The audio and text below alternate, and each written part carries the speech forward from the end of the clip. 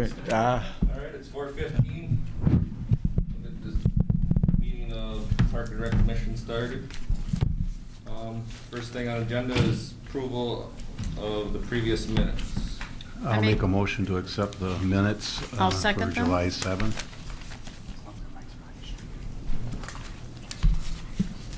Anybody got any questions?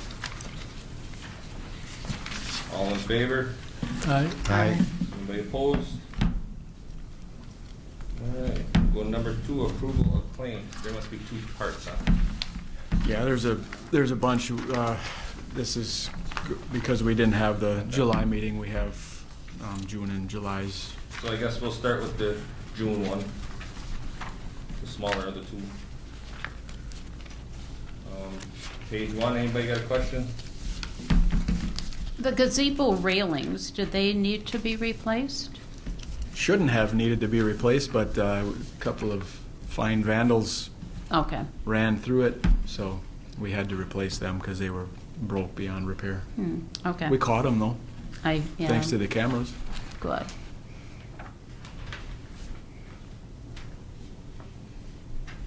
And the security cameras, was that funded by Optimist? The ones at Normal were, yes. Okay, Yep. and then these are in addition to normal?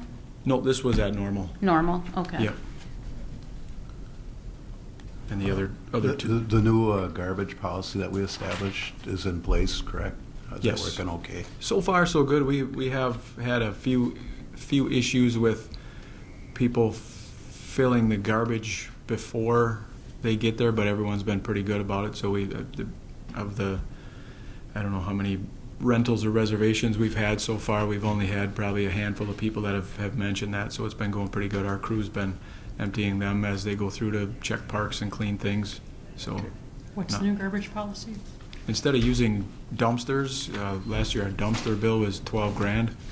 We nixed those and went with those 96-gallon garbage carts. Okay. So that way we didn't have to spend $12,000 to let everybody fill our dumpsters up. Yeah. So I'll make a motion to accept the vouchers for the month of, is it May or June? June? I'll second.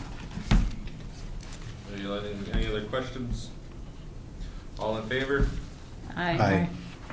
Anybody opposed? All right, we'll go to, would that be July's? It's a little larger than the other one. Yeah, I guess I just was wondering if the pool costs were covered under a warranty or anything like that. No warranty. Unfortunately, no. We are outside of the warranty. But that price, knock on wood, was much better than what it could be. I know Weston, not last year but the year before, had about $80,000 of leak repairs that they had to have performed. So it was nice that we were able to kind of work with them, and we utilized some of our equipment, some of our labor, and some of the street department equipment in order to keep that cost down and like talking about it, but it's been going fairly smooth. I have a question on the screened soil from Peterson's. Was that within all the use of all the parks, Danny, or is it? Topsoil? Pardon me? Topsoil? Yeah. Yeah, yep. Turf work and Okay. other things like that. How many loads do you get a year? When needed, or? Yeah, this was, I think 2 loads, so 34 yards, something like that. Okay. The refund in the summer playground, is that kind of what's going on with the park rentals where they don't have a period on where they have to cancel it, or? Well, this refund in particular would have been related to, and Don can correct me if I'm wrong, but we had 1 or 2 of this person's siblings get kicked out of the program for the rest of the summer, and they had another younger sibling that they wanted to have removed from it afterwards. So we did it.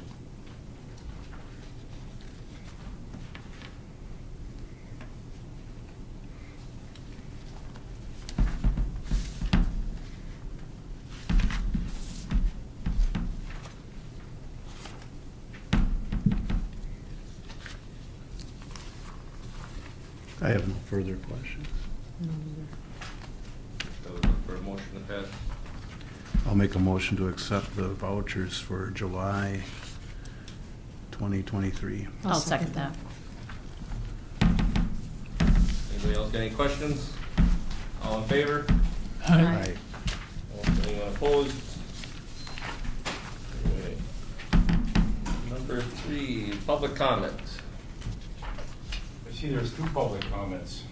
There's item number 11 is also. You can choose I'll either one. reserve for the last one. Alright. Okay. Number 4, discussion of the potential Lincoln County funding for kayak lift dock at Ox Park and/or Riverside. If anybody's not opposed, I'd like to move that to the end. Renee Krieger is hopefully gonna get down to their meeting before she's gonna call me. Get down, and if anybody else got any questions. Sure. her for it. Alright, then we'll go to number 5. Request for discussion regarding potential camping at Riverside Park. I had put this on the agenda. I had talked to Mr. Hartwig of, he's a council person on the Lincoln County Board, and he thought potentially Riverside could possibly have some camping potential on the south side of the parking lot, southeast side of the parking lot on the right as you went down the hill there at Riverside Park. And Mr. Wendorf, I'm sure, will have some information regarding this idea. Its pluses, its minuses. I'm sure he can bring all the information, and he also has been aware of some discussion of it as well.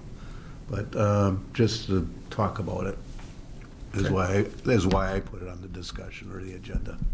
Because the county does have money, ARPA money, that they are willing to use within the city limits in one of our parks for camping.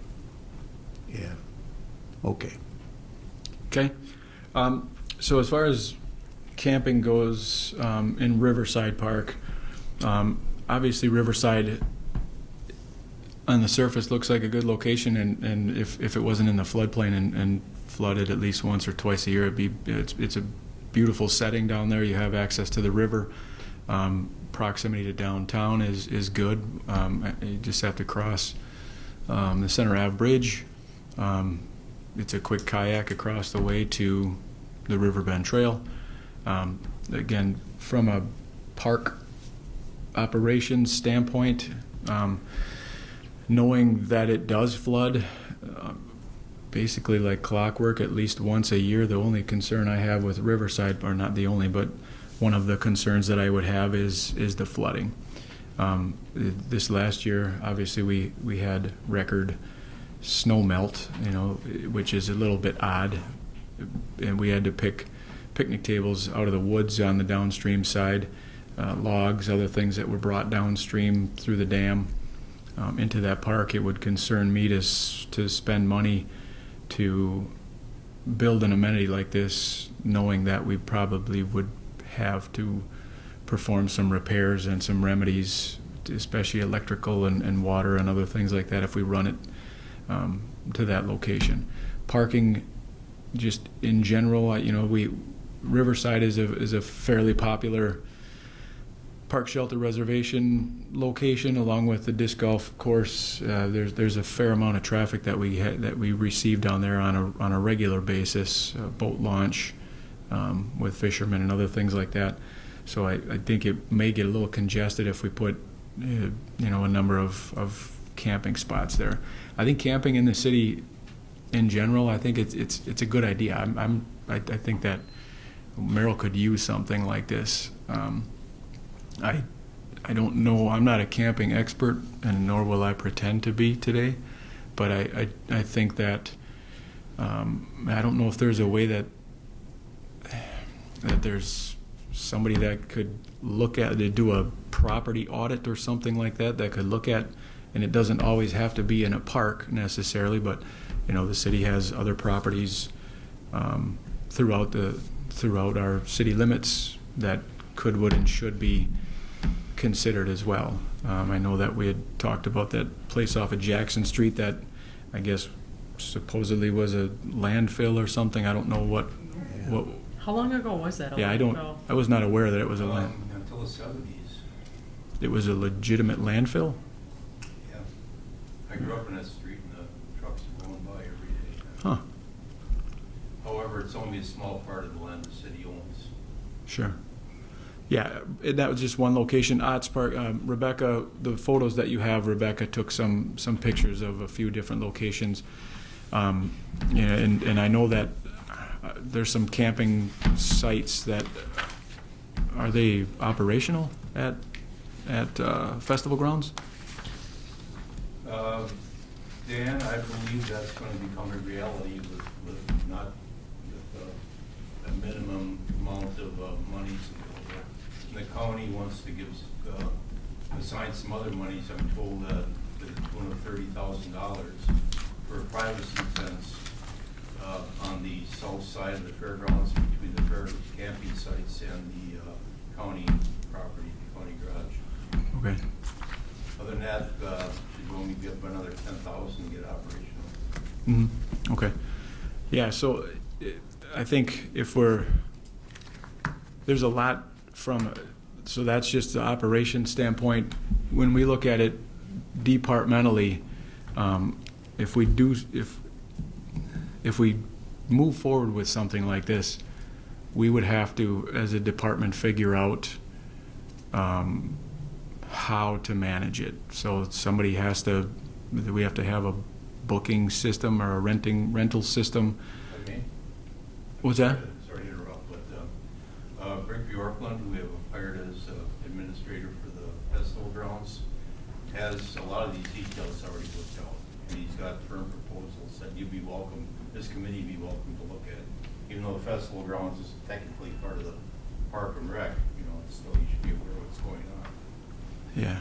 And he would, he, together with the city of Tomahawk, which has some camping, they would help us with some of their resources for bookings and automated bookings and things like that. Yeah, and then with that then goes the check-in, check-out process, deposit process. What level do you get your deposit back? If there are issues, who is contacted? Who fixes things?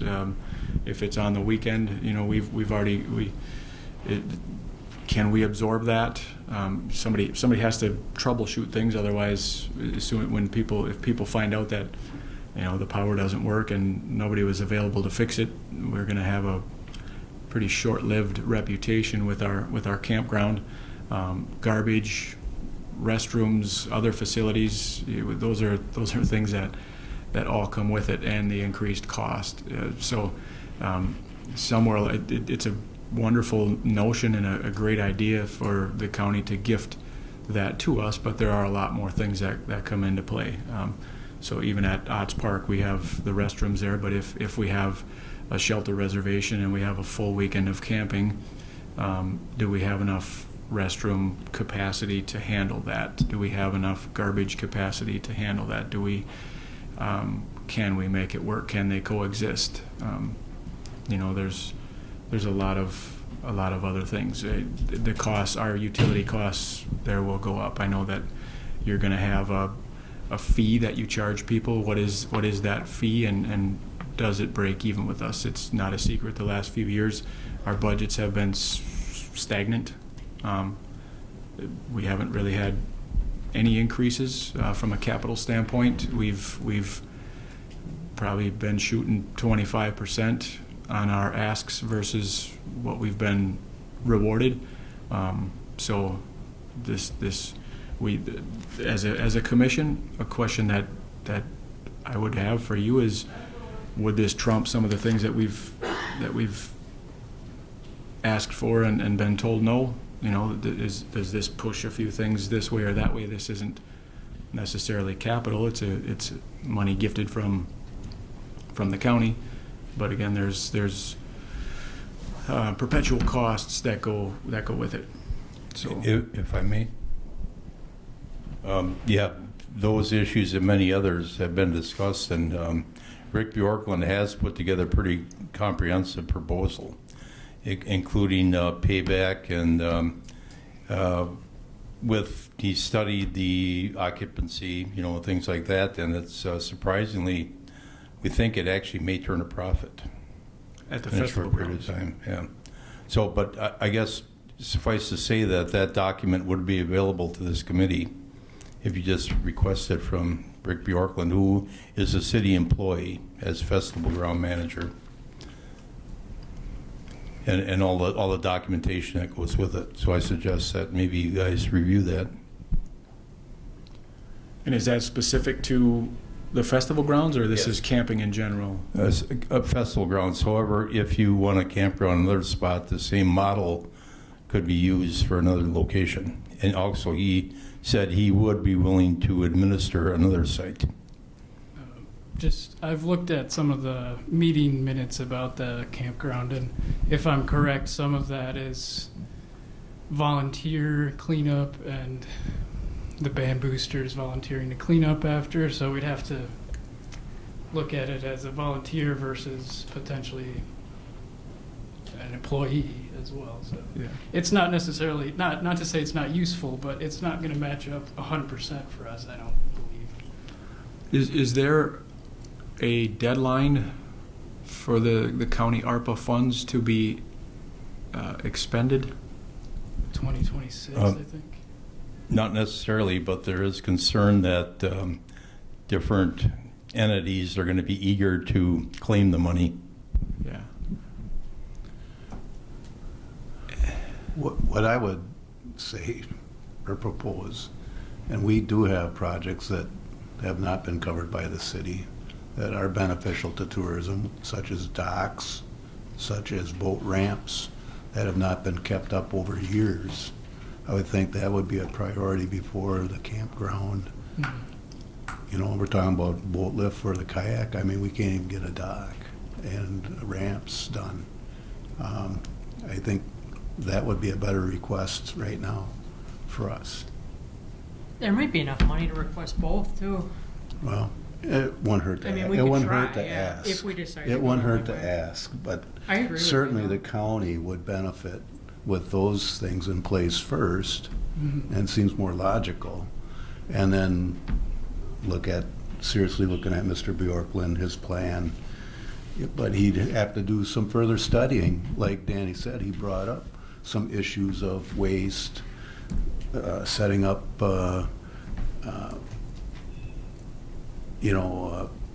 fees, and who's going to do this, because they only have 3 employees. I mean, they don't have enough people right now. They're stretched thin already. So certainly that will have to be studied, what's all going to have to go into it personnel-wise. I agree with Alderman Weeks 100%, and that would be an easy one. I think kayak canoeing is an up-and-coming thing, and for if this committee could just put a firm proposal together for signage, for parking, for certain locations, for put-in takeouts, for internet, information on where these sites are, and whatever else is necessary, maybe easing the riverbank for the take-in takeouts. It's documented take-in takeouts on the Wisconsin River, but include the Prairie River, including Prairie Trails, probably some sort of take-in takeout at Lyons or Stangs, and have a firm proposal ready to claim money. That's just my suggestion. I guess if we were to pursue a campground, I would be more inclined to support the Odds Park versus Riverside, because I think that's probably a more realistic option. Yeah, I agree. And like I said, the location of it, and the surrounding features and landscape would lend Odds Park to be a good spot. But I think that we have to try and figure out many things before we just say yeah. And I think part of that would, I know Rick, so it would be to talk to Rick and And then ultimately, it's gonna be up to not only Park and Rec Commission, but this is something that most likely this is not a huge, but it is a slight quantum shift in what we do and how we operate for our department. This is another question for City Council as a whole, because with this is going to come us asking for additional funding and probably staff.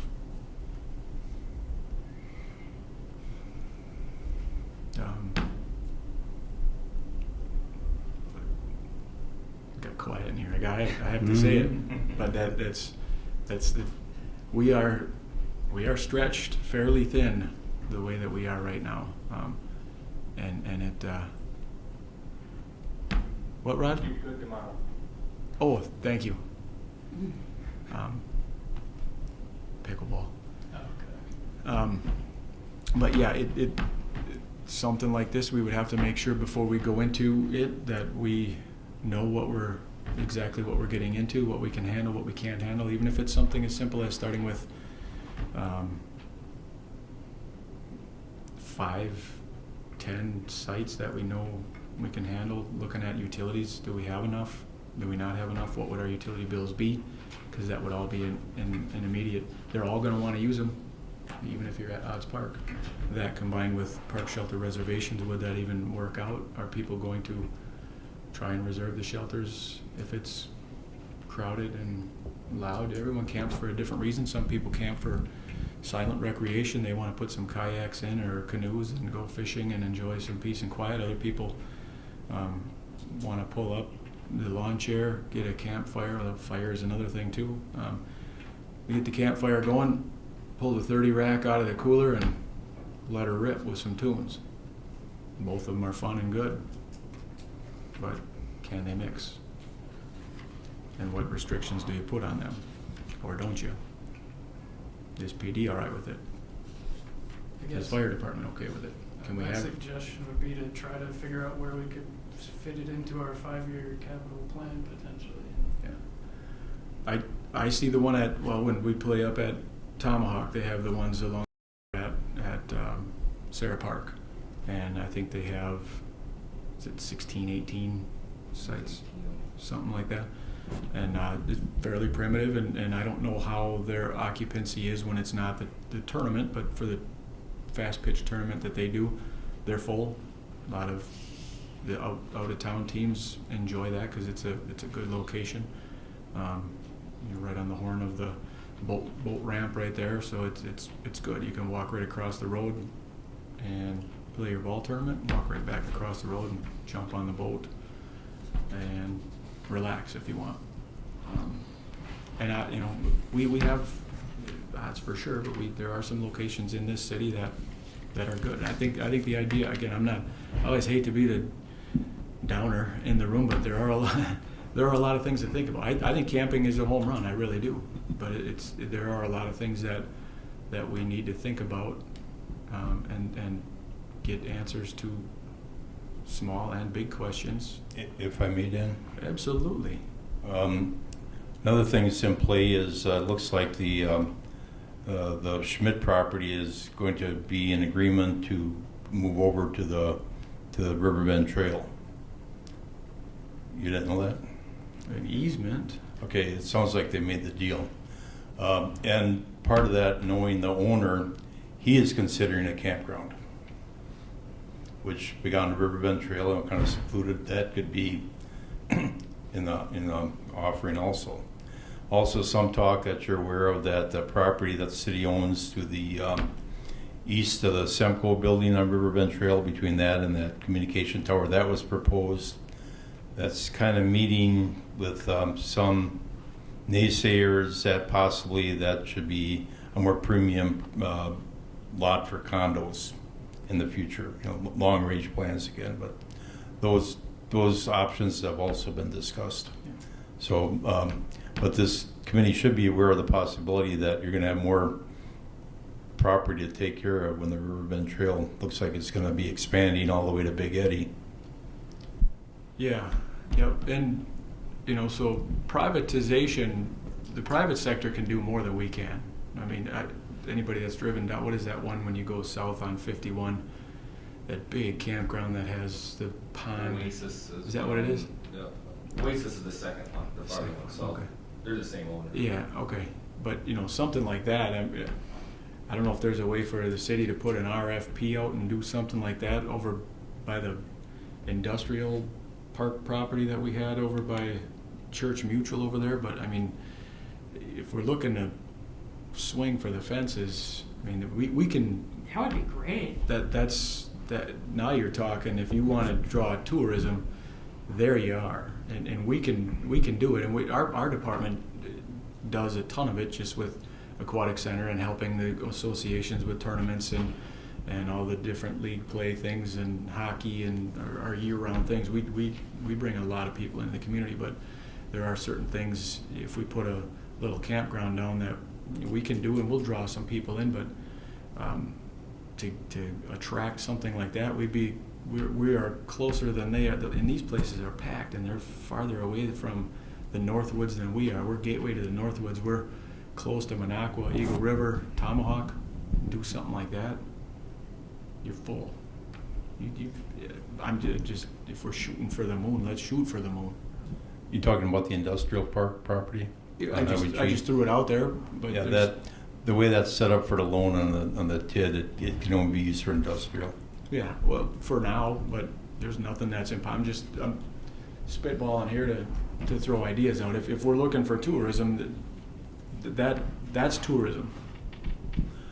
To me, the most viable option might be the Jackson Street property. That's on the city owns, Wisconsin River frontage and Devil's Creek frontage. And there's, it's a beautiful spot.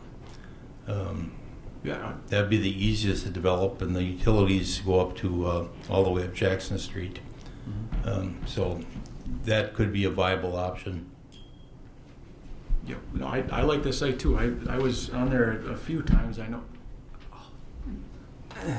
And if I may, also, Riverbend Trail is looking at possibility of taking over the trestle bridges and extending the Riverbend Trail to the 6th Ward, to that city property. No. Who is? No. You didn't know you had some more property? We're not doing that. You heard it here first. Those are. The only thing to remember about the campgrounds, you don't always have to have utilities. Correct. I mean, people use a campground if it's a flat mud and get a level site. Yep. Run the I've seen generators. pretty nice for primitive camping. You couldn't really see the factory. It was pretty nice in there. Yeah, no, Oz is a good spot. The Jackson Street location is a good spot. I mean, the view from there when you go down by the river is pretty cool. You got the old trestles, and you got the river bend there, and the what is that, State Street Bridge right there. It's a good spot. So if I'm understanding this correctly, this is something that we can get more information, gain some knowledge on. We don't have to do this. I think there's a timetable on it, isn't? I have no idea. I don't know.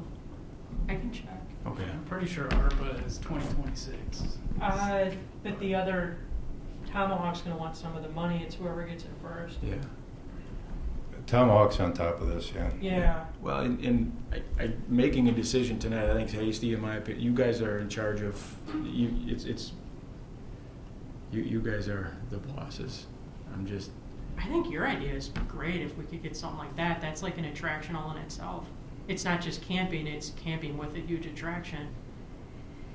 I don't know where you're talking about though, Jackson Street? Well, the big attraction one, you would probably need a little bit more space, and that's why, however it's zoned, you just zone it differently, or however that is. But when you're going past Church Mutual towards the bridge that goes over the freeway, just to your left-hand side before you start going up onto the bridge, Okay. there's 67 acres there. Okay. And doesn't it have, or it's close to Lake Passaic there too, right? Yeah. Yeah. Yep. It's right by the school. It's right by Church Mutual. You would be able to see it from the freeway, I believe, because like those other two, as you're going down 51, they do their own advertising. I think you know, you see everyone splashing around in the water. They got the water features, and I don't know, they must have overflow camping because they can't fit one more camper or golf cart on that entire property, and they must have 50, 60 acres. I think there's an interest to that property already, according to the RDA meeting this morning, just to let you know. All right. And hopefully they fill that up with businesses too, because that's good for us. But I'm just spitballing. Yeah, I agree. If we stayed away from the landfill, maybe where Courtside Warehouse is. That could, it's through town, but that could be something too. That's a really neat property with the river and. Mm-hmm. So, Mr. Chairperson, may I ask Mr. Hartwig if he knows what the stipulations are on I the just texted him. on the money expended? When does it have to be spent? Yeah. And I'm not even saying spent, but like, let's just say allocated. Okay. Or is there a difference? There hasn't been discussion at the county, at the A&L meeting at the county. There hasn't been a timetable set, and I'm not sure when that's going to be put on our agenda to all of a sudden ask for the townships and cities to come back with their proposals. And a city or township can come back with 10 proposals for $500,000, and some of them would probably get accepted and some may not. So, you know, there might be some projects that a committee likes better than others. I'm assuming it'll be similar to what we did with our department heads. We asked them for their proposals and their approximate costs, and some got accepted and some didn't. And I'm assuming in the next few months, you know, we're going to be asking for proposals. So it's probably best to get numbers and projects and discussion, you know, about what you may want to propose. So timetable, I don't have a timetable. I heard there's some misinformation too. This has nothing to do with money that's already been allocated, like the bridge that's going across the river. That's not coming out of this $500,000. There's $500,000 for townships and cities for proposals, and the requirement is tourism related, campgrounds are tourism related. So the townships may propose a number of projects, and they may propose nothing. It's good to have the discussion now, so you guys are prepared. So 500,000 total. 500,000 total is what they have allocated for. There's townships, and the city. Yeah, there's 500,000 total for the whole county, Yep. for the townships and the cities.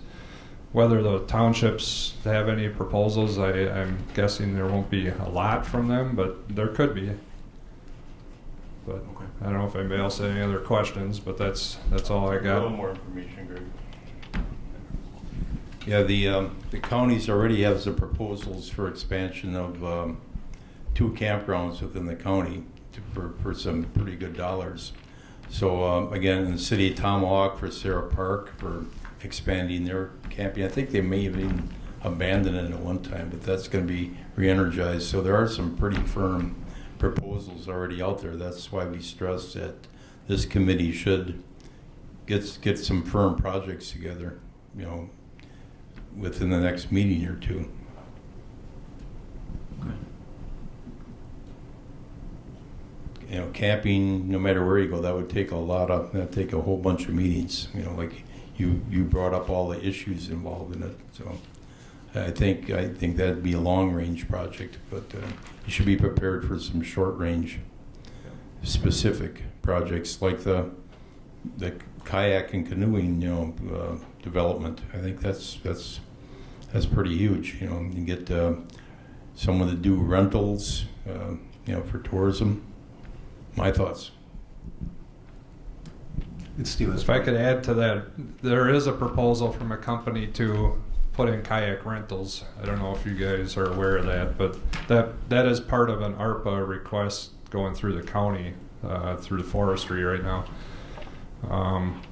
I had heard talks of Newwood Park, but Newwood Park doesn't have internet, so it could be something that could happen in the city also, where there is internet. So, no, I'm not sure. Council Grounds ransom. This would be a credit card. You would pay on your credit card. The door would unlock. You grab your canoe or kayak, your life jacket, your paddle, and then when you return it, it credits your credit card back minus the fee. So that could be a possibility in the city, but that's already being proposed through the county side of that. Good idea. Yeah. Okay. Stevens Point does have that. Yep. correct? Yeah. Yeah, those are. In fact, it's a Merrill guy that owns it, right? I think it's a Gartman that owns it. I didn't know that. Okay. So, I guess, what's your pleasure from the commission? I think it sounds like we do have a little bit of time, and I know part of our discussion we did touch on involved some of the projects that we had looked at, and worked on from a priority standpoint. It's something that, obviously this is something that we'll have to have on next month and probably the month after's agenda. But you want me to put together, I can talk to Rick Bjorklund and gather some information on that and try to do a little bit of homework on that, and then also maybe look at trying to lump some of the other things that we have the tourism based into, and then continue the discussion. Yeah, I think that'd be a good idea. Mhm. Even check with them, the county, to say, does this fall under it? You know what I mean? Yep. You can come back with a little more solid information for us. Yep. And your idea with the dock, Combine as much as we can into one proposal, Yep. I guess. We'll ask for 500,000. Yeah. Dan, you used some approved money from last year for improvement on Riverside and Odds Park docks. Do not. I talked to Kathy yesterday, she said. I got so. she copied me in on the email today. That was shot down on November 1st. I thought we just reduced it to 20,000. And it's gone. She told me different. Yeah, no, we did not. It was in there up until November 1st, and then it was eliminated by council action. So, Yeah, I guess I would still, I think odds would be the best option for us to look at maybe, and just primitive sites, we don't necessarily need electrical and water, since we already have bathrooms there, it would be a good option. It's got the infrastructure pretty much set up for it. okay. And it would be nice to maybe upgrade those bathrooms to a little newer. Yeah, Include showers potentially if we do a campsite with and then it. It adds up. I know. yeah, we'd probably have to do a different service into that, because when we add more fixtures, then we're permitted differently, and Okay. our lateral in is not big enough. But Okay. those are all things that would have to be considered. You go from a 4-inch to a Would we have to worry about Sierra Pacific? The factory next to Odds? No? I don't think so. No, okay. No, because we own. I'm not sure how much we Yeah, own so along the take, river there. Take Foster Street straight down to Mhm. to the river, and then we own everything on the east side of Foster, and then they have the other side. So, good. Is there, probably don't know offhand, is there I don't know, zoning or permits you'd have to seek to put in a campsite? That I don't know. That would be part of the homework. And there has to be a health permit provided by the county, $300, $400. That's about it. A camping permit. Health inspection for the camping facility once the sanitation and water and all is put in. But if we just do water and power laterals, do they have to do that? We'll figure Not that sure. out. Yeah. Not sure. Okay. Probably as a municipality, you probably have some sort of So there's regulation on it. there won't be anything from like the state you'd have to look into, or? The county would handle it, but it might be a state permit, but the county handles it. There's probably a threshold too, where if you do 20 sites or less, you local jurisdiction, I would bet you that Oasis or those places like that probably have to have some sort of state sign off, just because Well, of, that's prior to one, that you Yeah. said that's a different. and they have full bars there, they have full rec centers, rec halls, and those places are full from the moment the snow melts until it starts flying again. I would recommend too, you talk to Mr. Borkland, if he has other policies, he has policies already written down for festival grounds. He has Term- pages and pages. Terms of deposits Been looking and, at this for a year, and he's crunched the numbers. but in terms of policies and such, He would be aware of. yeah, Yes. that would be, Talk to Rick. you know, not Place to start. not making a whole wheel by yourself. You already have a plan. Yep. Yeah. And he Okay. could help. Big. Okay. I think you could talk to Dean Bowie, also up at county, because the county does have campsites. Yeah, I talked to You Dean. can copy things from the county. The city of Tomahawk would also cooperate, because they've been doing this for years in Sierra Yeah. Park. Yep, I know Dean well. One other reminder is that these campsites at the festival grounds are not meant to be recreational, they're just for convenience, Yeah. for events and things like that, rodeo and. So if So somebody, in there, someone has too much to drink, they can put their camper on, things like that. so if somebody just wants to camp there, they can't? It has to be associated with an event? No, it's open to the public. There'll be restrictions during the rodeo and the fair, because that's pretty much taken by the carnies and the rodeo people. But other than that, Mr. Bjorklund has the details worked out in the projections. All right, I'll do some homework. I think that's something we just wanna keep adding to the next agenda. Yep. Anybody got anything else for the camping? All right, move on to, do we wanna throw the kayak in here right away? Sure. Back to that one. Yep. All right, so we'll throw in number 4 then, discussion potential Lincoln County funding for kayak lift / dock at Otts Park and/or Riverside Park. Okay. County Administrator Renee is here. I think the other day they had a show and tell. We and, did. And there's the documentation that you sent around. I emailed everybody some of the YouTube videos that she shared as well. But yeah, Renee, if you want to. Yeah, let me just give a little background to this. Social Services has a grant that's called the 8521 program based on Wisconsin statute 85.21. And that is a grant operated through Department of Transportation for specialized transportation for elderly and disabled. So that is a grant that we have administered for decades. As a result of additional funding that was unused over the last few years, we've had a trust fund that has continued to build beyond the threshold of what we're allowed to keep. So they want us to work on a project that utilizes these trust funds to meet the needs of elderly and disabled for the purpose of transportation. In doing this, we really struggled with how to use these funds meaningfully in the county, given the services that we provide without expanding additional services. And in talking with DOT, they gave us a list of options, and waterway is considered a mode of transportation. And other counties have used their trust fund to do kayak lift docks to allow for access to waterways for those with disabilities.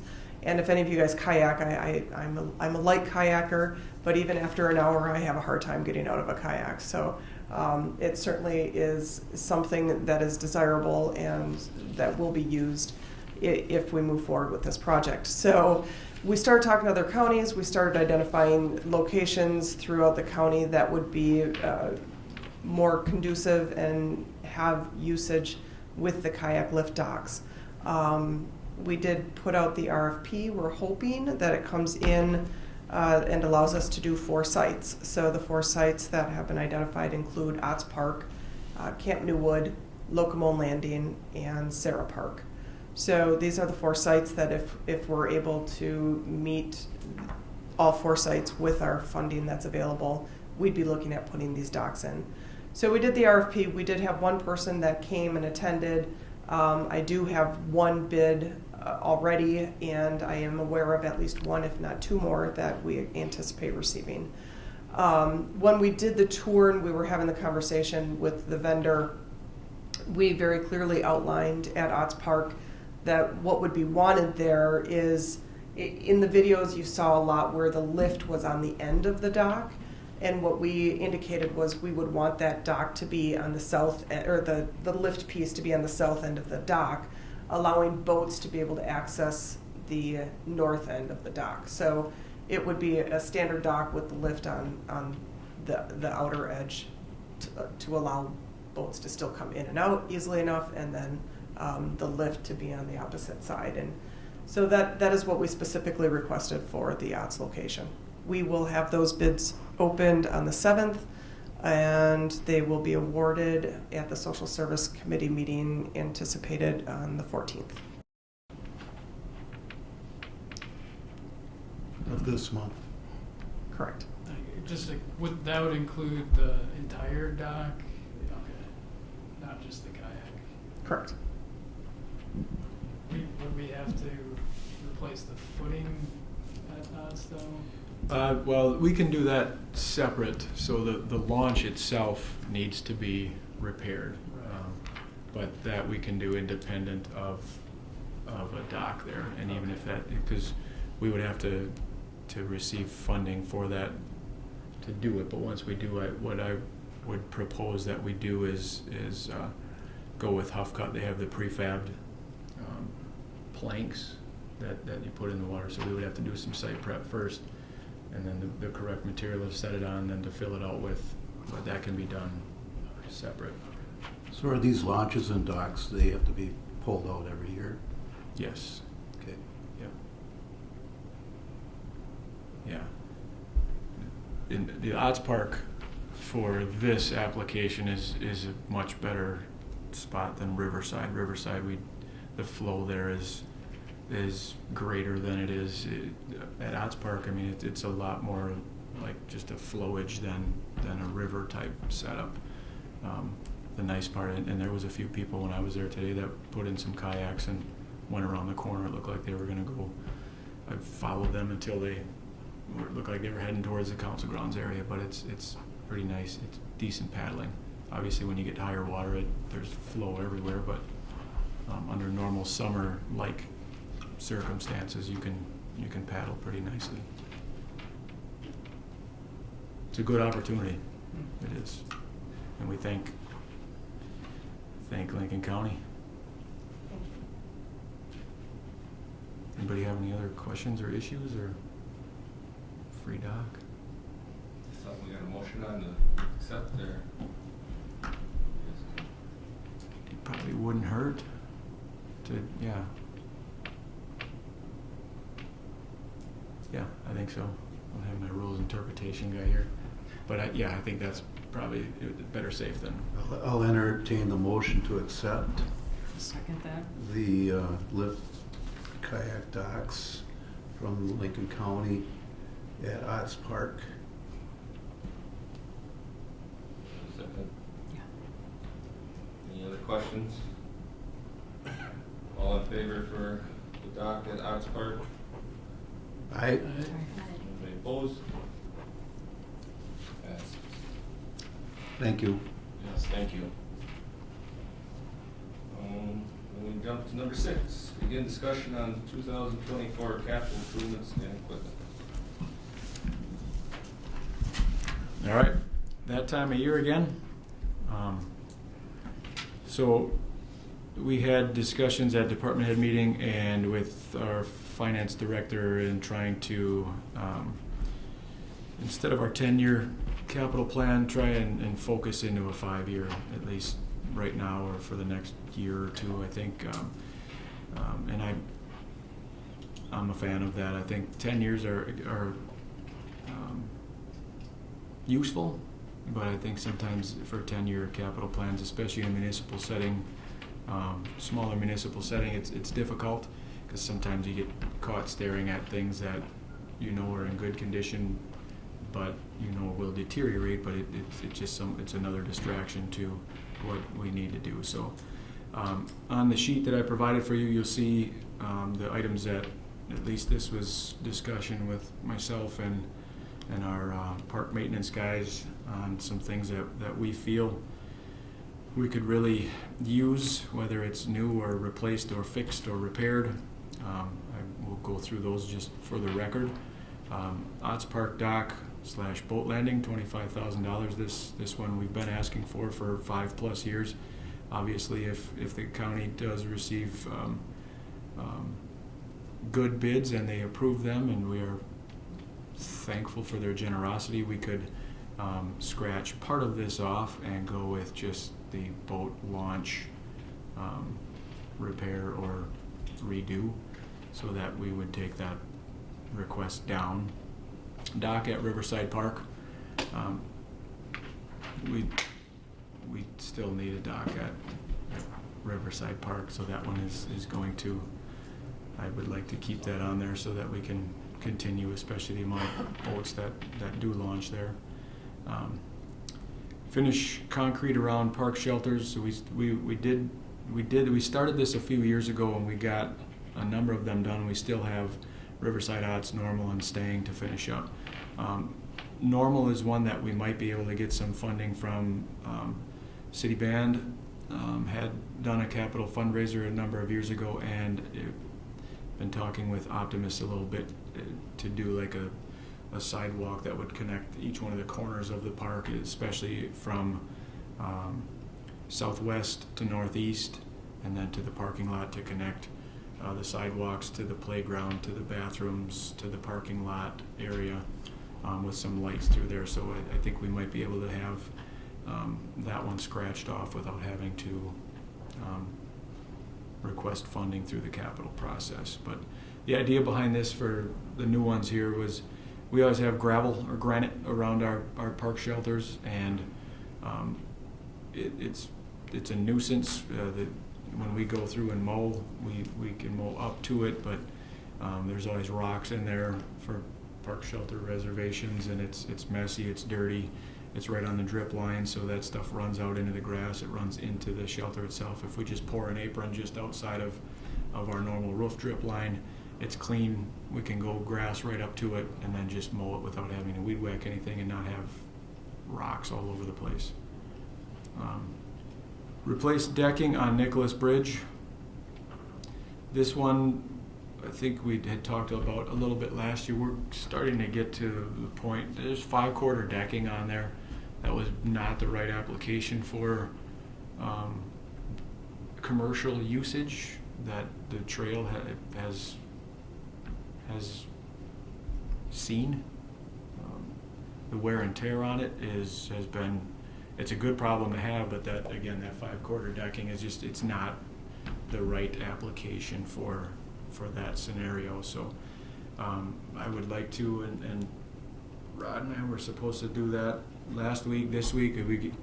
I've looked at it with him before, but one of the things that Rod and I are talking about, and I need engineer Rod to be there and look at the structure of the bridge itself, but I'd like to either do spancrete or use a Huff Cut prefab product, inch or two concrete, and they have them right up to the site and just lift like concrete planks on there so that we have prefab concrete.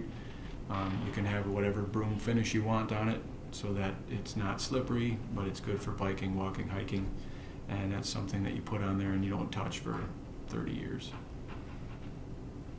So that's that explanation. I'm still working with Rod. We'll try to refine this a little bit for you before we move forward. Refurbished decking and rails on Prairie Trails Bridge.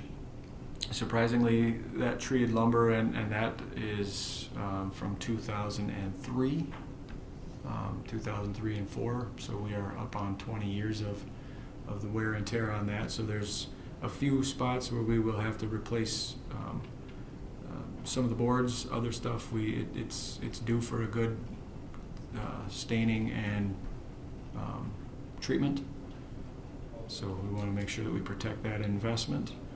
Last year we asked for this, remove, repave Streeter Square basketball court. That one, I think when we took our field trip last year on the bus, we saw that. I think that pavement is 40 years old at least, and it is in rough shape.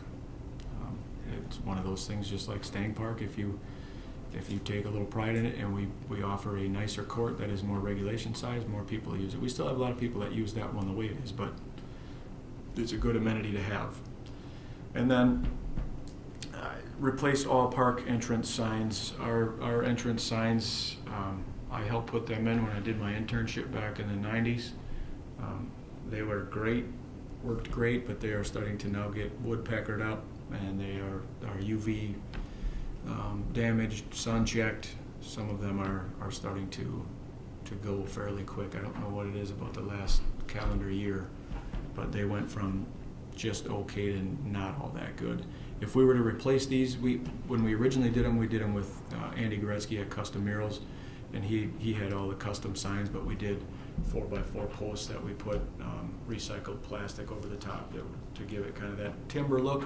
And then his are all handmade signs that we did back in the 90s, and those are, some of it's sealed foam and other things, so once those start to go, they made it a very long time.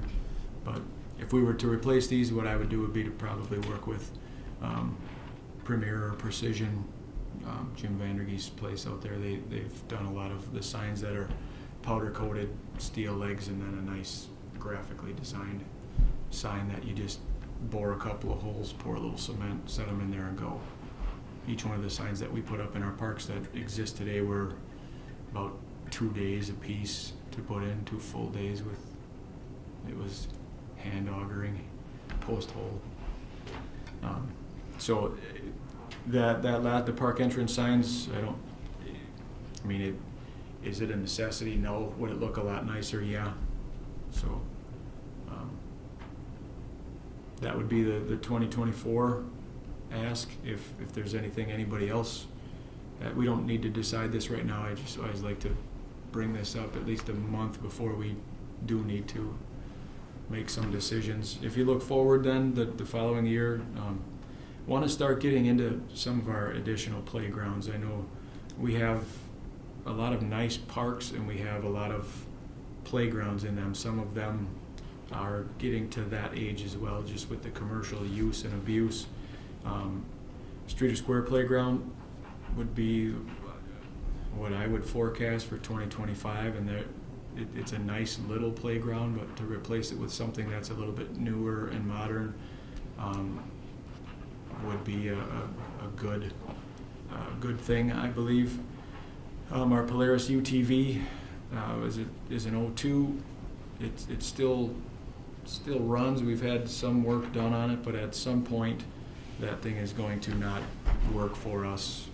So it's just something to keep in mind. And these, once we get after 2024, from 2025 and beyond, these end up kind of being moving pieces, because we do find some things that we talk about that could be running great, but you blow a transmission or it completely goes on you, and the same for any amenities too. Welcome, Dan. Road and parking lot improvements at City Forest. That is one of the things that I think I wouldn't mind putting the shelter type building there too. I don't know if anybody's had a chance to get up there much, but the usage on that is increasing, and that is there's our tourism thing right there too. That might be an idea for some count. But the usage up there has been increasing weekly, somebody sent me a picture the other day while they were up there. The parking lot was Iowa, Illinois, Minnesota, Indiana, and then there was a few Illinois license plates and 1 or 2 Wisconsin license plates. They're local people, but that is becoming a pretty unique draw to our community, and it's something that is going to only continue. I had a discussion earlier this week, yesterday I think it was, with Chris Schutz, who is wonderful human being who's done a lot of work for us out at that property. He's the trail building guru. He's up in Munising, Michigan right now building additional trails for somebody else, but we may have some opportunities to do some additional things on that property or amongst ourselves and Lincoln County, because I know that there has been some interest in other potential outdoor recreational opportunities there, including kayaking and potentially even rock climbing as well. So some of that was discovered with people that are riding their mountain bikes through there. I got way off on a tangent, sorry, but these are things that, as we're talking about this, where we may want to pluck something out of here and look at that as a request too. And then, yeah, construct a shelter would be a combination. And then as we move forward, I just to kind of skim through these without going into too much detail, Staying Park Playground, Aquatic Center feature pumps, we had to have our other ones reconditioned again this year. One of them was for one of the slides, the other one was for the activity pump. Large field mower, I don't even like to say this out loud, but I know our guys really like that one, but we bought the demo, I think that one's an 06. The amount of wear and tear that we put on that thing is tremendous, and it keeps on ticking, but one of these times, and I put that on there because those are expensive. Those are really expensive. Jacobson doesn't make theirs anymore. I think I'm actually probably on the low end of it. The Toro Groundmaster, they make probably the best one that I would recommend getting, and those are $100,000 to $125,000. So, but for us with 3 people, especially in the spring and the fall, and then if we ever get into a jam in the summertime, it's worth every penny, because we can mow a lot of ground in a hurry and keep people happy. Repaved parking lot closer to the Smith Center.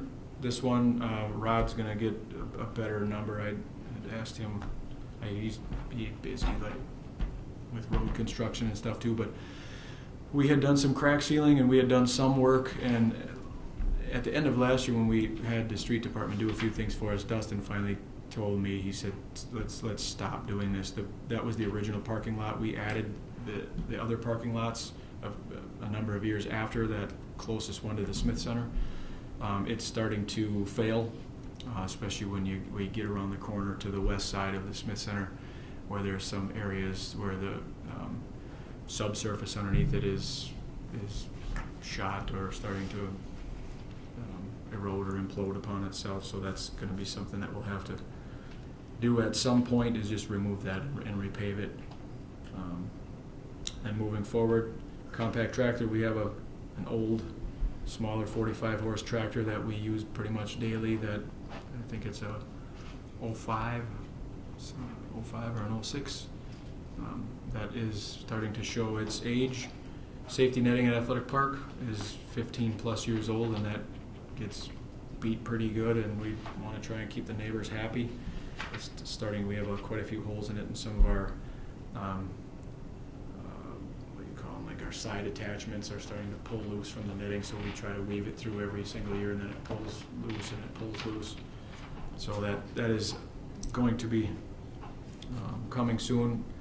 And then our 5-year outdoor recreation plan, we have to plan for that every 5 years, at least 4, so that we have funding for that 5th year.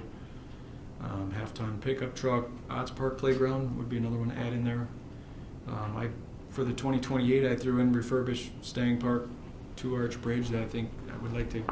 I'm not going to be around forever, but it's nice to have this on record as something that we should make sure that we keep in the back of our mind, that we should always make sure that we take care of. We did get a grant a number of years ago to refurbish it, and the decking. We did some work on the decking, the parapets, and other things.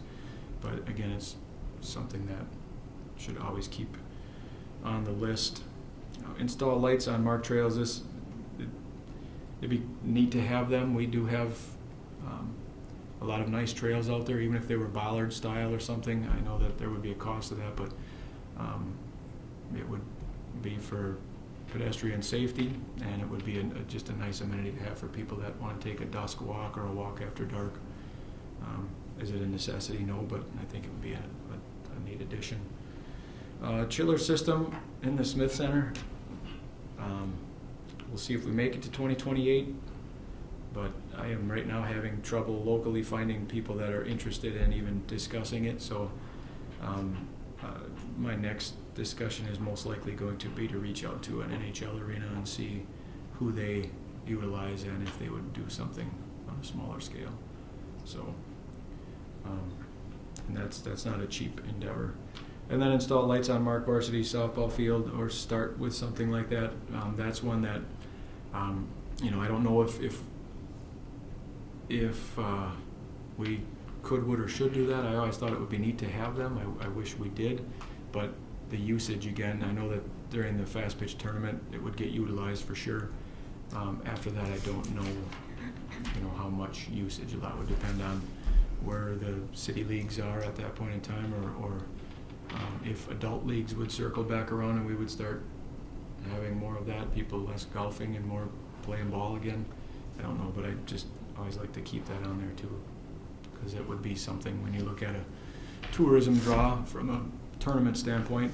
If you do 40-some teams, if you can add 2 additional games Friday night and Saturday night on at least that field, you can bring in a few extra teams, and eventually that helps the businesses. And if you design them the right way, you can design it so that you double bank your lights at least on 1 and 2, and then you half your cost for doing it on the JV field or Diamond 1, and then work your way around. So, any questions on that?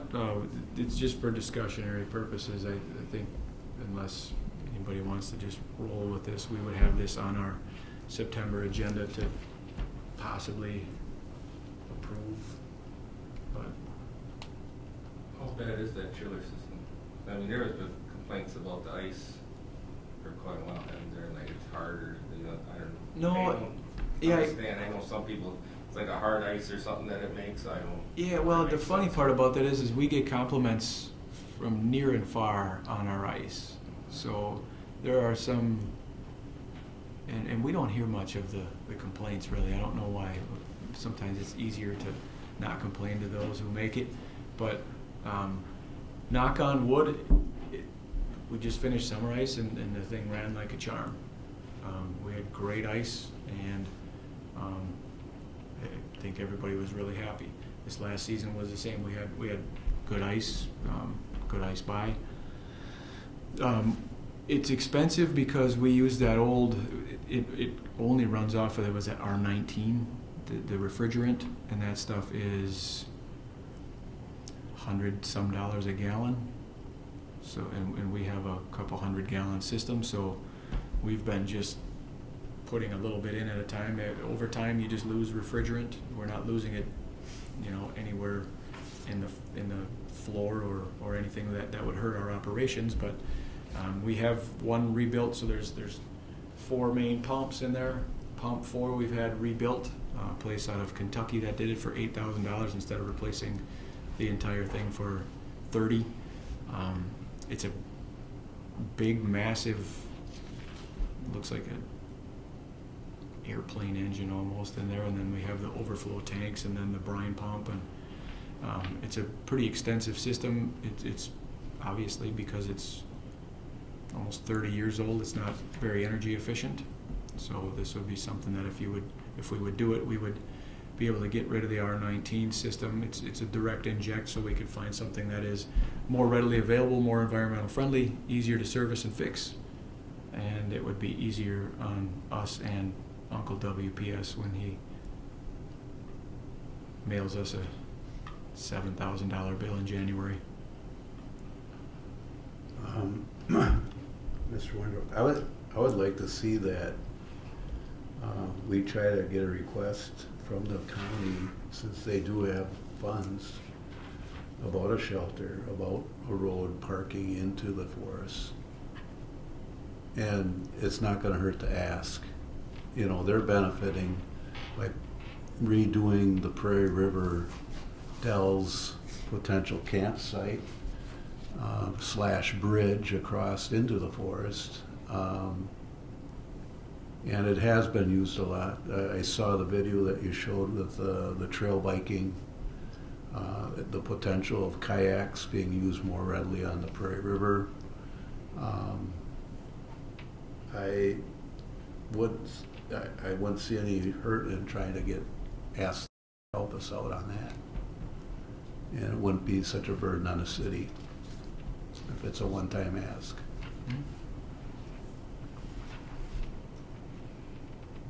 Doesn't hurt. Worst they can say is no. But before that, I would go for the docks and the ramps and helping us with that. I would think that would be the first. Yes. I'm not telling you how, but it's just the way I would see it in terms of. Oh, you guys tell me what to do. Yeah, I don't know what everybody else on this commission thinks. I agree. I think the docks are probably the priority because of the great pine right here. You know, if they're gonna put a nice kayak dock in, Yeah. let's do it right and on the waterfront. Yeah, but I do agree the shelter would be an invaluable asset for the bikers out there. Okay. Yeah. So with the park entrance signs, is there money in a marketing fund that they were maybe gonna use to redo like our signage? Would this somehow maybe qualify for that? There was some money in the marketing and communications budget, but it was not. I mean, we could probably get a few thousand out of it, but I think that was going to be a request that was going to be forwarded to city council for this next budget, because we were not ready at that time with an approved city logo or tagline or any of that stuff in time for the 2023 budget. There wasn't an official. I don't think there was an official number that was put on all of the, unless I'm mistaken, to replace, because it would be park signs, it would be city hall, library, enrichment center, every street department, water utility. I think they were looking at rebranding all of them with a new logo and the name of the facility. So we would just, we could ask. I don't know that the city was going to fund everybody's everything, or if we just ask for our own and just make sure we put somewhere on there the new logo. Doesn't hurt to ask, yeah. Yeah. It would be nice. The banners are going to be, I think, coming up in March. They're going to replace the banners. Oh, yeah. Yep. In the spring next year. Yep. But, Premier does do a nice job. They did the library. They're doing right now the airport. So Yep. it would be nice to see.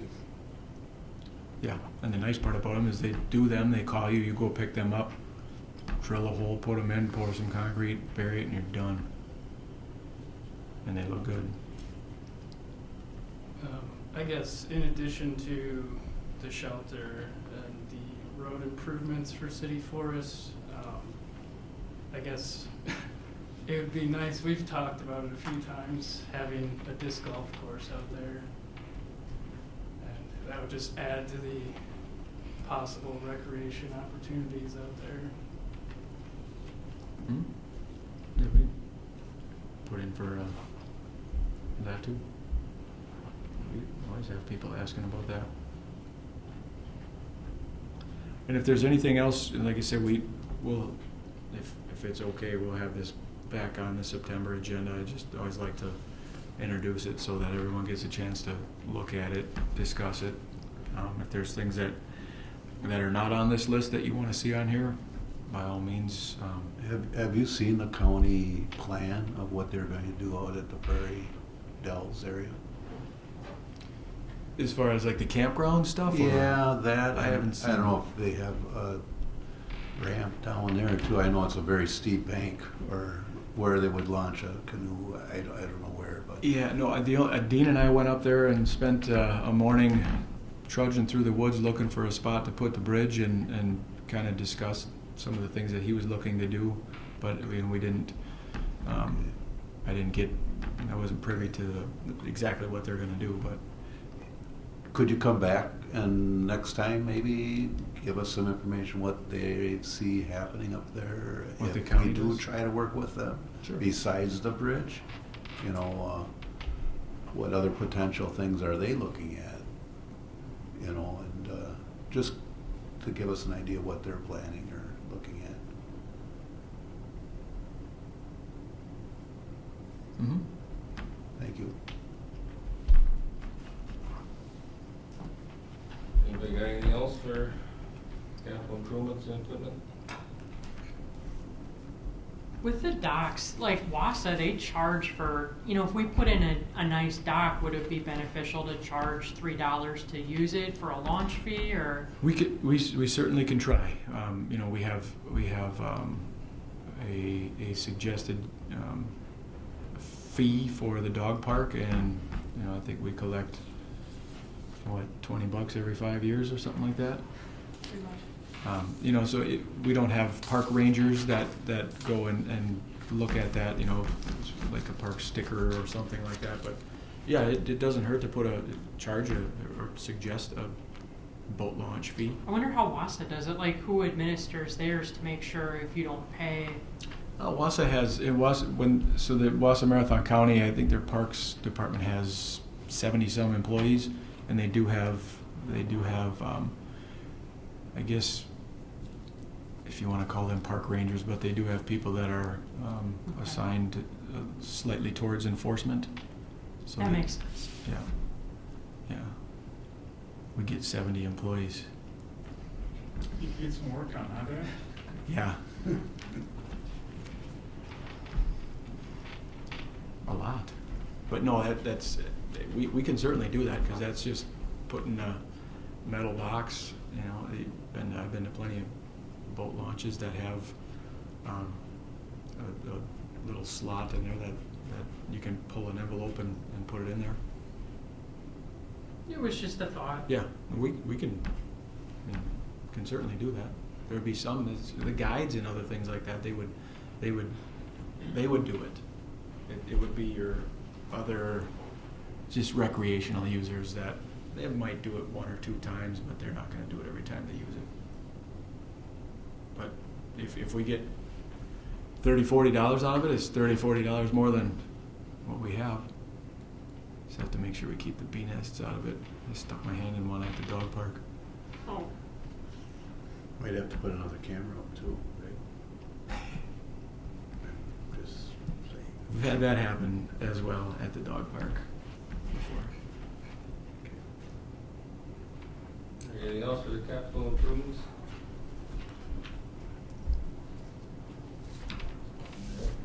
Well, now that Dan's back, I'll let you take over. We're on number Sure. 7. Yep. Okay, thank you very much. All right, agenda item number 7, continue discussion on the park shelter refund policy.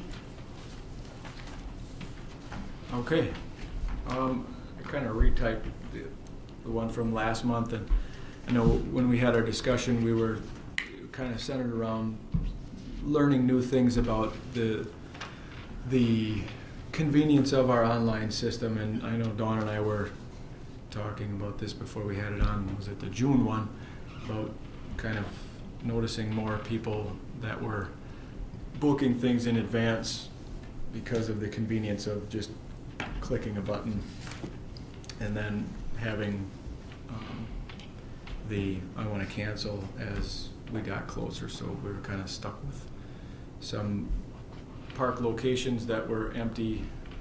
A number of them we were able to backfill, but others we were not. So, and not to go through these again, I think we had talked about this with a decent amount of detail at our last meeting. I personally, I would like to have a more clean and clear policy, and I would like to have something that has a little bit of weight to it, so that people do understand that, you know, we want to fill our parks and we want everybody to be able to use them. Personally, my favorite one is Verona. I like at least there's 3 layers on there. If you cancel 30 or more days in advance, you get a full refund. 14 to 29 days in advance, you get 50% of your fee back. And inside of 14 days, you don't get a refund. So we keep your fee. Inside of that 14 days, the odds of finding somebody that's trolling our site for a park shelter to reserve within 14 days, the odds of that go down to probably under 10% at best. But it's still, for anybody, if you have something come up, at least a courtesy of 30 days, you can have your full refund. You know, I think that gives us a decent chance of filling it up, or at least we know what's going on. That 14 to 29 days, I think that's fair with the 50% refund. Understanding that things may happen, but at the same time, you know, this doesn't include the deposit. They would still get their deposit back, but you know, for a park that's $60, we keep 30. It's just better than 5. Because people are more than happy to eat 5 and just reserve 1 or 2 dates next year, the year after, and then punt on it. That's just my opinion. So would you be, if the decision is made to go ahead and try this, would you be looking for a motion from the board to that effect? Yes. And then when would it go in effect? If such a motion happened and it were approved? Next year. We would do it, I think, for the 2024 shelter reservation season. And when do those? May 1st. May 1st. Yeah. Agra, because Agra's always is year round, we would just institute that At that time. so Agra would still. And potentially if we decided it wasn't necessary or we liked something different or need something, we would just update the policy. Mm-hmm. Yeah, if we find that we'd have to do this 3, 4, 8, 9 times and everyone is up in arms and livid, then we may want to adjust this. It's common. This is, you know, it's easy to find these, so it just, you know, just like the garbage thing, we've taken really, really, really good care, and we want to continue to take really good care of our citizens and our park users, but to what cost? You know, we do have to make sure that we take care of our department and our operations, especially when things are getting squeezed.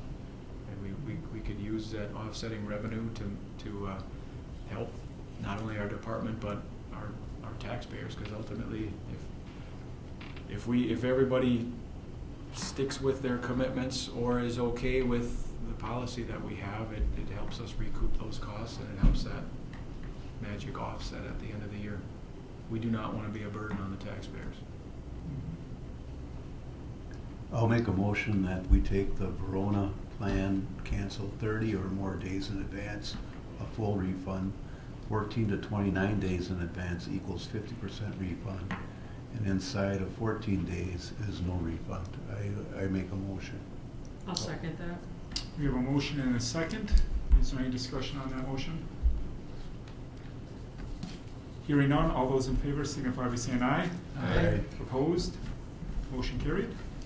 Thank you. And Dan, I think I just asked that a year from now or whatever, when it's been implemented for a while and we've been working with it, if you could have an agenda item or maybe a board report or a director's report, something, just let us know how it's going. Okay. Does that seem reasonable to everyone? Yeah. Agenda item number 8, discuss the summer playground program, which is it getting close to the end? Does it go for another couple of weeks here, or when do you? Okay. So what's been happening at the playground? Is everyone having fun? Behaving? Yeah. We wanted to bring this to your attention and have this discussion. It's been a unique summer. We made everybody aware of the fact this year that we were going to really start to clamp down on behavior the last few years, we've tried, and I think we were probably a little bit too nice, and soft isn't the right word, but there are times where you just kind of go along to get along, but while still enforcing what we can. But after last year, the year before, we were starting to kind of ratchet down on things, and we were up front with everybody this year and saying that, here's your detailed behavioral contract that the parent signs and the participant, the child, signs. Make sure that you read this and understand this, because we are not going to goof around this summer. And it started right away. Was it the first day, Dawn? Or was it day one? Did we? By day two. Day two. We had to suspend 3 people, and there was language is unbelievable. Behavior, respect. I could go on and on. It's unlike anything that we've ever seen before. The complete disregard for authority. When a kid looks at you and I can't do this because we got a camera running, but use your imagination. They tell you where to go and what to do, etc., etc., with no remorse, straight face, don't care. We cracked down on that, and we went by the letter of our own policy and our law, and we started to kick people kids out of our program. We had a number of fights that were a little different than just pushy-shovey, like actual ones, and without getting into too much detail, one that involved something you use to play baseball or softball. And it just, I don't know, it's not fair to our leaders. We lost one of our leaders, as some of the parents then. On the flip side, and this is I'll look at the camera for this one, but on a number of occasions when we had to take action that was a predictable outcome. If you do this, you are no longer in the program.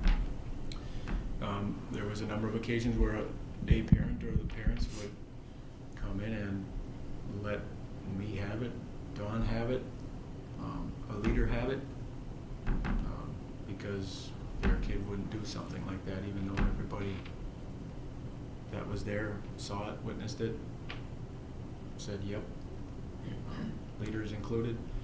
So there's a, and this is, I'm not going to get deep and philosophical, but some of this stuff is a societal thing. We are a microcosm of that, because it's not mine. Mine wouldn't. They not going to adjust those things. They aren't adjusted. They're not. There are no repercussions, it appears, or haven't been repercussions. There haven't been consequences for actions, and we get it. It's summertime. We're not school. We want them to have fun. We want them to be loose. We want them to be relaxed. It's intended for them to have a blast. It is not a blast when our leaders are not having fun. When it is a challenge to keep 7, 8, 9, 10-ish year olds from doing bad things. That seems like it ends up being the goal all the time. So, I don't, Dawn, if you have anything to add, I think we're just looking to bring the awareness here, because we have to continue to do this, or we're not going to have a program, because leaders are not going to want to. I wouldn't want to if I was them. We have several leaders that will next year, which I don't blame them. I honestly don't blame them. When your child is naughty and you, like Dan said, it's not my child, it's not my kid. My kid wouldn't do something like that. Well, and then then they turn the story on, well, the leaders aren't watching the kids. The leaders aren't paying attention to the kids.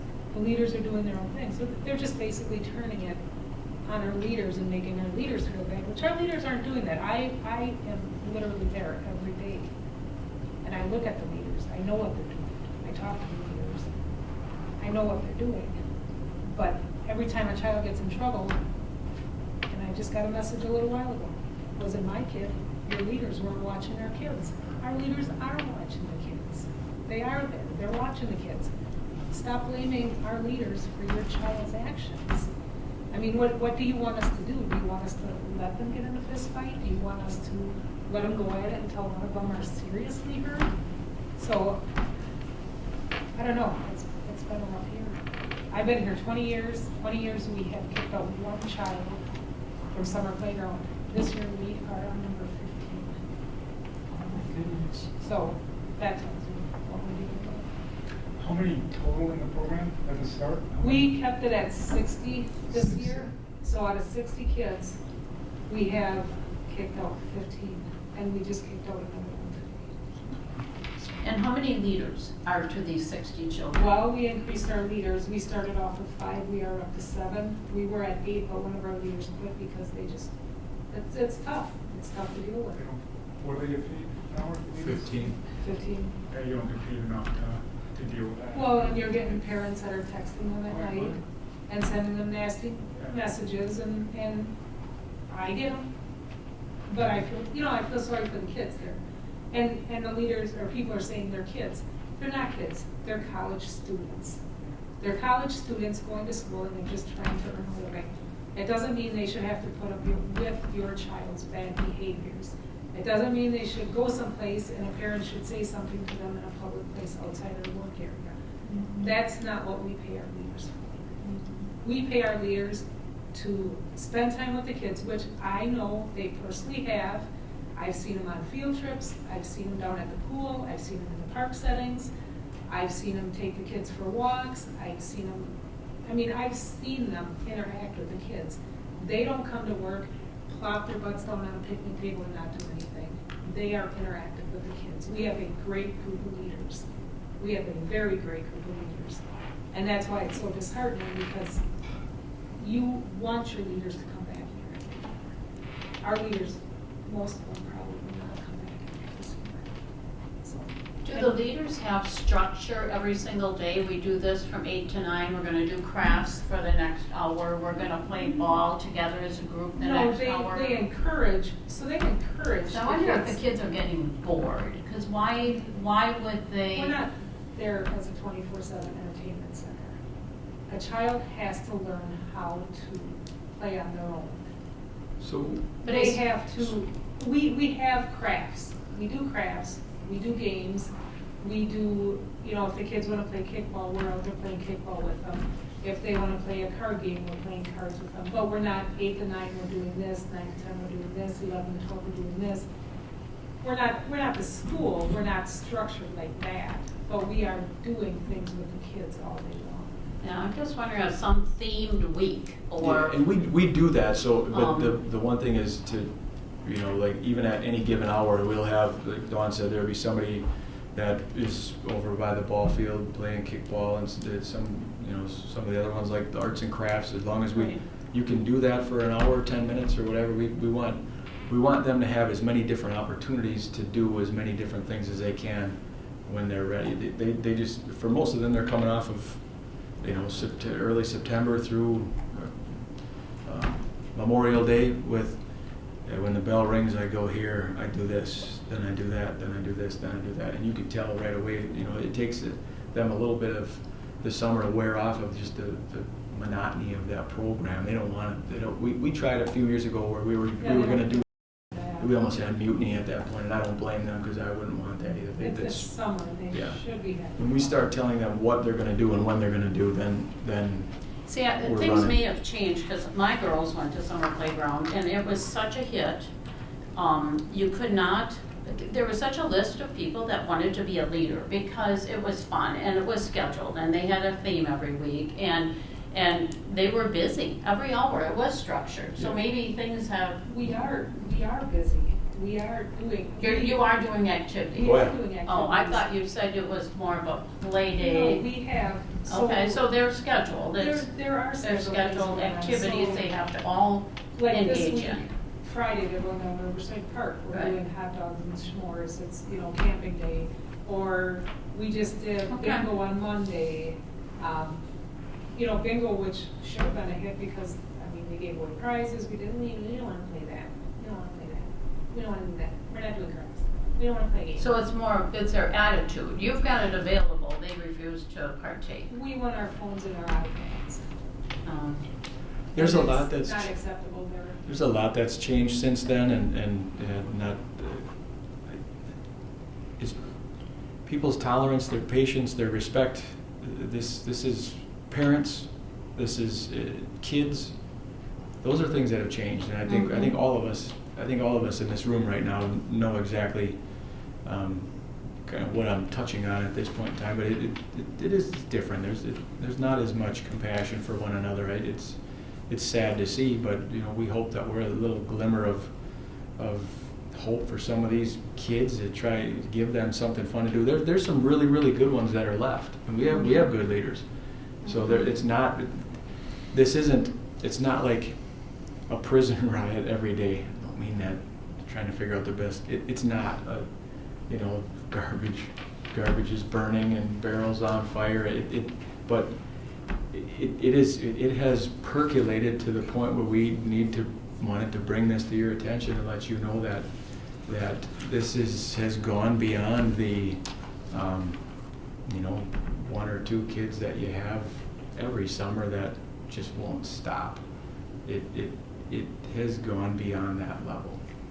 Here's an example. We took the kids to Jim Peck's last week. So we haven't done the big field trips in 2 years because of COVID, so we held back on all of it. So this year we've been doing them. Every time we've taken a trip, a leader has to take a car on one because we never know what's going to happen. Jim Peck's, somebody decides to rip a tag off a thing and try and steal it. 5 kids run away from our leader and hide and don't come out until the end of the day. This is the thing. So we're offering the kids. They're not taking it. And if they're not responding to what we're offering. We don't have them sitting all day. We don't things are there for them to do. Okay. So it is a structured, They're there. they just don't want to do it. So are we thinking about not having summer playground? Is that where we're leading? We just need to come up with some different plans, I think. Do we need more leaders? Like every 5 children has a leader. Do you realize that I begged people to work for us this summer? We don't have a list like we used to have. I literally begged people to come and work for us this summer. I wonder if it's the money or if no one likes children anymore. We gave everybody a that's it. $4 an hour raise. What was that? It's a ladder. No one likes working with kids anymore. It's not just that summer playground. There are, trying to focus on some positive, there are 45 people still enrolled, hopefully. We have an average of 36 kids a day. We have an average of 36 kids a day. And then we do have good. 15 are no longer allowed to come, which Correct. sounds like deservedly so. But what I'm getting at is of those 30 or so, 35 that come every day, They're having a great time. they're having a great time. They are. And they are functioning, and I'm guessing they were not having a great time, those good kids, when these other kids were disrupting things and they have to watch it, or they know. Well, it's good hard kids know because it's not one right. bad child takes 2 leaders. So I think, I don't know, but I would hope that the kids that got kicked out this year they're just not eligible next year. And that'd be my opinion. And if you only have 35 into the good kids next year, and you keep emphasizing we have a 0 tolerance policy and there is no second chance, it's go directly to jail and no get out of jail free card and we're done. That is my opinion, because the good kids in the family still should be able to have fun and deserve it. And I agree with that. And I don't think this is not any right, any privilege. And I'm sorry, not that's my fault, to you and Dan for having and all the leaders for having to listen to it. But hopefully the word gets out that there needs to be, and I think that's part of the problem. A lot of times there isn't consequences. They keep coming back. Their parents going and then they come back, and there's maybe a day or two of this, and then they're back and do something worse, and not at summer playground. I think you're doing the right thing, and if anything, we need to, I have to read through it again, but your policy, if anything, we need to make it more strict. That's just my opinion on it, that those good kids deserve to be there and they should have fun. And I agree. And it shouldn't be spoiled for all of it. And the paperwork that they sign, it says what the expectations of the child is? yeah. Like, you need to partake in what we offer? No, you don't, no, we're not. You can't So force them to do it. the trick on this is we don't want to make anybody do things. We offer as much as we can throughout the day, but at no point are we saying, Kyle, it's crafts time. You gotta go do it. I'd make them. So 8 But hours if a we make them, day, then we're gonna have, that's where we would start having the, because they do that in school. they need structure though, I got lots We of have those structure little for them, ones. but again, once we start herding them, that's when you start because you're gonna have some people that have no interest at all, but there's others that have a lot of interest in this. So if they wanna do this for 2, 3, 4 hours, that's fantastic. And I understand what you're saying, but it's difficult because, The ones that don't wanna be there are gonna make it miserable on the ones that Yeah. are there. So you can structure it, but if you don't wanna do it, you're going to make it miserable for the kids that do. Would it work to do a parent feedback survey at the end of this season and see what the parents are saying, or what they could do to improve, or what works? I think what we're gonna do. Surveys are always good and things like that. If they're structured properly, they can be, yeah. I think what I think we want to bring it to your attention, and like we always do at the end of the summer, is we sit down with leaders, and then Dawn and I usually spend a lot of time kind of brainstorming and kicking things back and forth. On the survey, this is just like some of the stuff that we do for our outdoor recreation plan. Off the top right away, we're going to get, obviously we'll get 15 people that are excited to light us up. It'll be, this is garbage, we're this, we're that, and we'll get some that, we might just say, hey, it's good, fine, and we're not looking for flattery or for good marks, and nor should we be scared of criticism. But I think that, if we would do something like this, we have to come up with a way where we know what answers what feedback we want, I guess, if that makes any sense. So we'll have to look into that and how to do that from a survey standpoint. But just on the survey, you gotta make sure that every answer you're getting back isn't a negative answer. Well, if your leaders did this, or if your leaders did that, or if you did this, or you did that. One of the parents told us that, you're more strict than the school. And I said, well, no, we just don't allow the language here. And she said, well, you know how hard it is to change a child's language? I said, your child is 6, they shouldn't be using that language to begin with. So. But they can at school. But they can at school. That's what is their schedule? Like, they get dropped off at what time? So they come around 7:30. 7:30 to where? Well, it depends. 3 days out of the week we're at Kitchenette, 2 days out we're out at the Mark. So 7:30, they, between 7:30 and 9:30, most of them check in. And then depending if we're on a field trip or what we're doing. And then there's games. Down at Kitchenette, they take walks on the Riverbend Trail or library. We have the dogs come in every Monday morning and do reading. We worked with the Merrill Police Department this year. I mean, it changes day to day what they do today. And then they're either picked up at Kitchenette or they're picked up at the Mark at the end of the day. Okay. And some use it 2 days a week, some use it every hour of every day. Okay. Yeah, so it's All right. it's intended for a family to use it however they want. We had last year we had some that used it 2 hours on a couple of days and that was it. But And for they were them, good it was, with it, they the were, kids enjoyed it. yep, they loved it because it was a change of pace, and mom wanted them out of the house with other kids.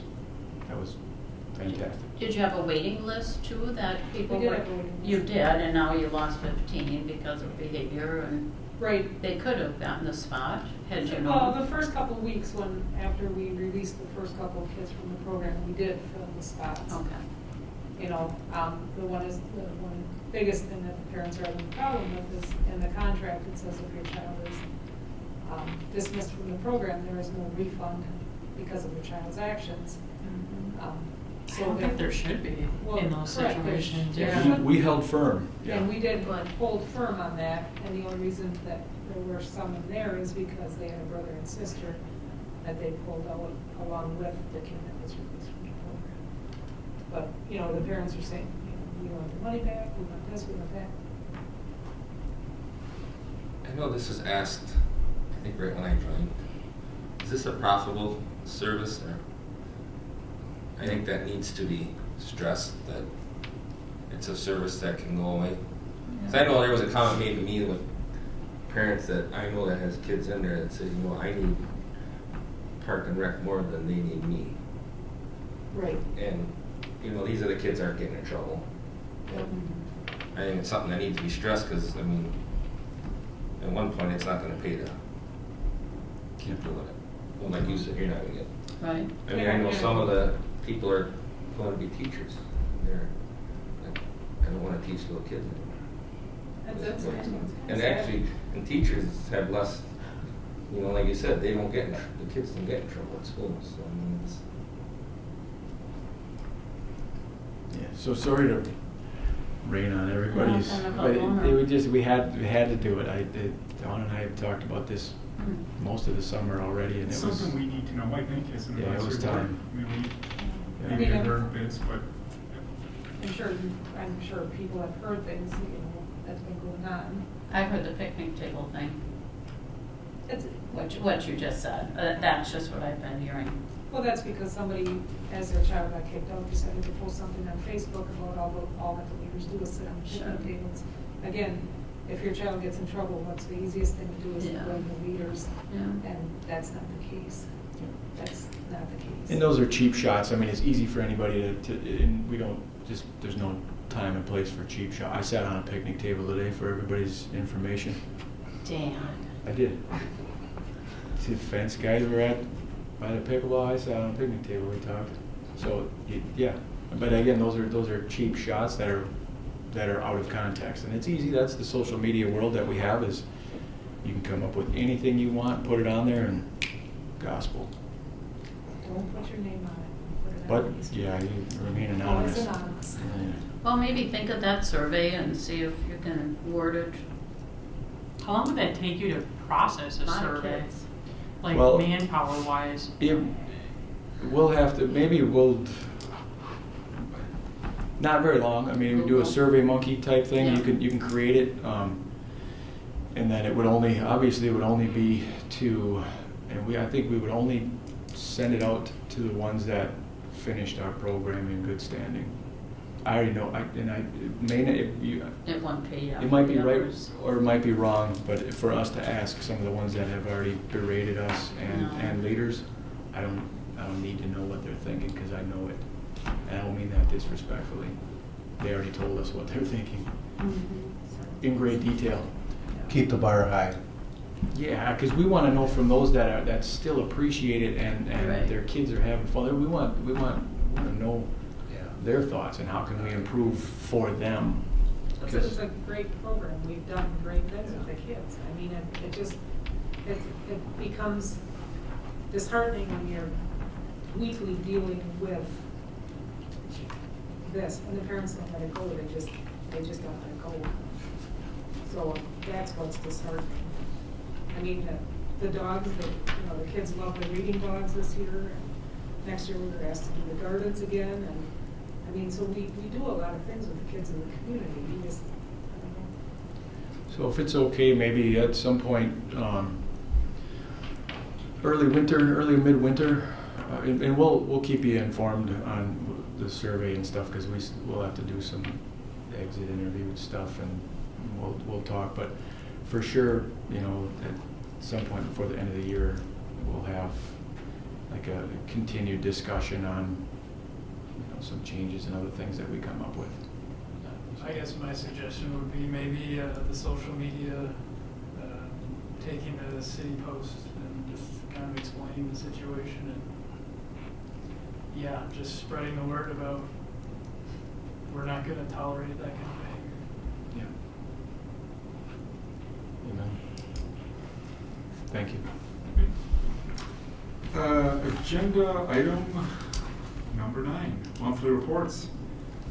And as always, you have a well-written, informative report. Anything you would want to emphasize or highlight in there briefly? No, anybody have any questions? We're at the 2-hour mark now, so I don't want to. Any questions for Dan on his report?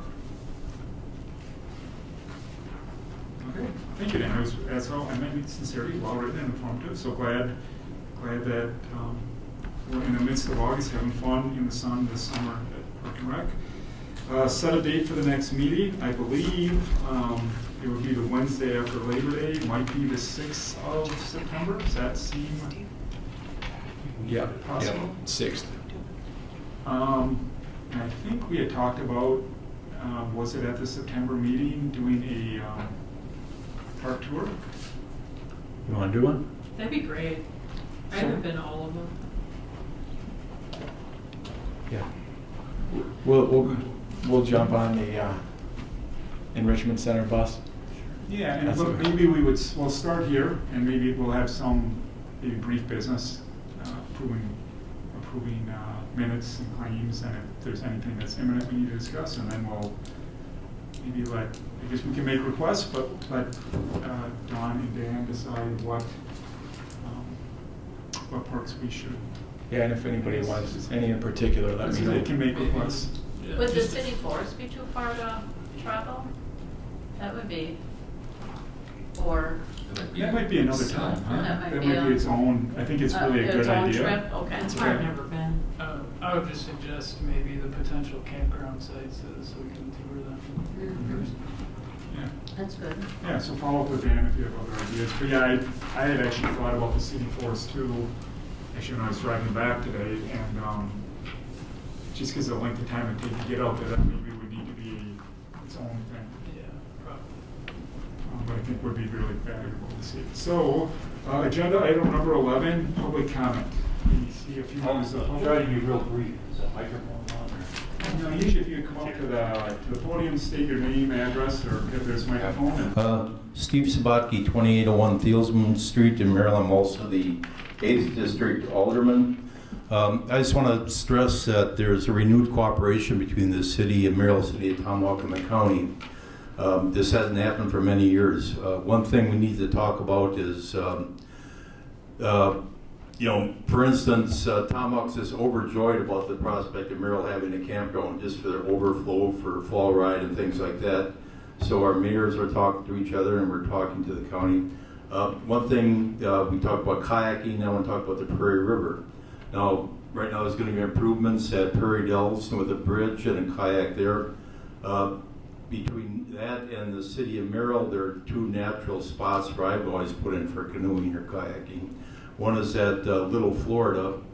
They have a natural spot there, a grass spot where you can park. We just had to put up some signage here. They also have a new convenience store that Geis has put up where you can even have a short lunch, get some jerky. So that we should keep that in mind to map that when we do the kayak trails. The other spot is a little more difficult, Highway C, and the Prairie River Bridge there. People put in there, but there's really no parking. So we may want to consider, I don't know if the county owns land there, or if there's some way that we could park and mark that for a put in. So that's my only comments. Thank you. Thank you. Is there any other public comment? I have one, I guess. I'm preaching to the choir here, I guess. Kyle Galkey, 1504 Jackson Street, Merrill.